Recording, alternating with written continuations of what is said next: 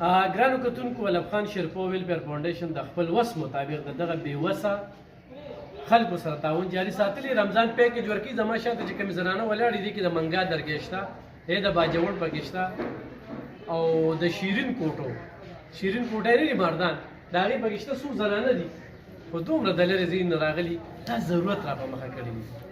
بل دا ځای ورته پته هر کال دلته کې راځي چې زه به د دې ځای نه څه وړم، خو چې مونږ سره سي نو ولې ورکو.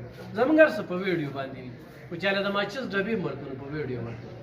دا خلک منټلي تیار وي. اوس په برقو کې دا پته نه دي چې را څوک ته د کوم ځای دا، خو دې سره مونږ خبرې اترې چې وکړو. دغه انتخابي ضرورت په مخه راغستې دي کې ډېر داسې سپید پوشه خلک، هغه سپید پوشه خلک چې هغه چاته لاس نشي نیولی، خو دلته کې راشي نو بیا ورته بس مونږ وایو ځه فرضي نوم خو اخیستی شي، خو زموږ هر څه پکې مره وي. نو لکه دا یو ماشومه ده او دا 15 خویندې دي. څویم ځل دی چې دلته کې راځي؟ دویم ځل. تاسو دلته کې د دې پته کې ما کتل باجوړ یې؟ څو خویندې وروڼه یې؟ 15 خویندې او وروڼه یې؟ نو ګټه وټه څه ده؟ ګټه وټه څه نشته، به درته سره راکړي هغه کې هغه کوو نشته. دې ځای ته چې راځي خوشحالې؟ خوشحاله. په دې څه ګزاره وشي؟ ګزاره. او څو کالونه راځي مخکې راغلي؟ درېیم کال دی. دلته کې د کرۍ کور کې اوسېږي خپلې کې؟ د کرۍ کور کې. صحیح ده. والد هغه شاوه. تاسو یې؟ ماجوکینه. څویم ځل دی؟ او څو کالونه راځي؟ 5م کال دی. دې ځای نه خوشحاله؟ کونډه یې؟ صحیح. راځه. تاسو یې؟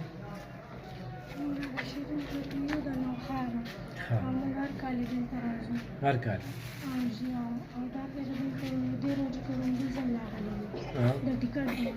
ټیکټ ته. ها. ستا خیال نه ساتي. صحیح. والد راځه. حاجي تاسو څو کالونه راځئ؟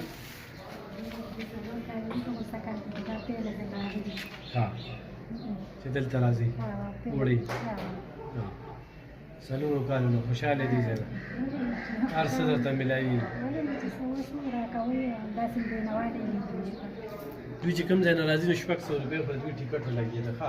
تاسو چې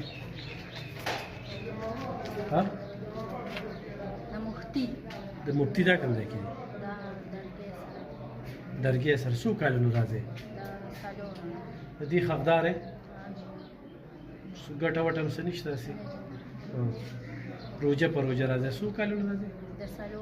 څلورونو راځي چې دې ځای نه هر څه وړی. صحیح وایي. ګرانو کتونکو دغه د ولب خان شیرپو ویلفیر فاونډیشن کار دی چې دغه خلک راځي د لرې پرتو ځایونو نه، وایي چې ډېر څه وله ورکړو، ولې چې دوی دا کومه کرایه لګي، کوم وخت یې لګي، څومره د لرو نه راځي، نو ډېر انتخابي ضرورتمند دي. نو خو ستاسو تعاون او مدد را سره وي انشاءالله مزید به دوی له ډېر څه ورکړي، ځکه چې دا دې ځای ته تړلې خلک دي او تړلې دلته کې راځي. دا اوس یو مورکۍ ولاړه دی خو راشه که نه، دا دلته کې بار بار راځي، خو د دې 7 لوریانې دي. دا دومره ضرورتمنده ښځه ده چې 3 لوریانې یې هغه چې کوم دی نو معذوره دي. داسې ده که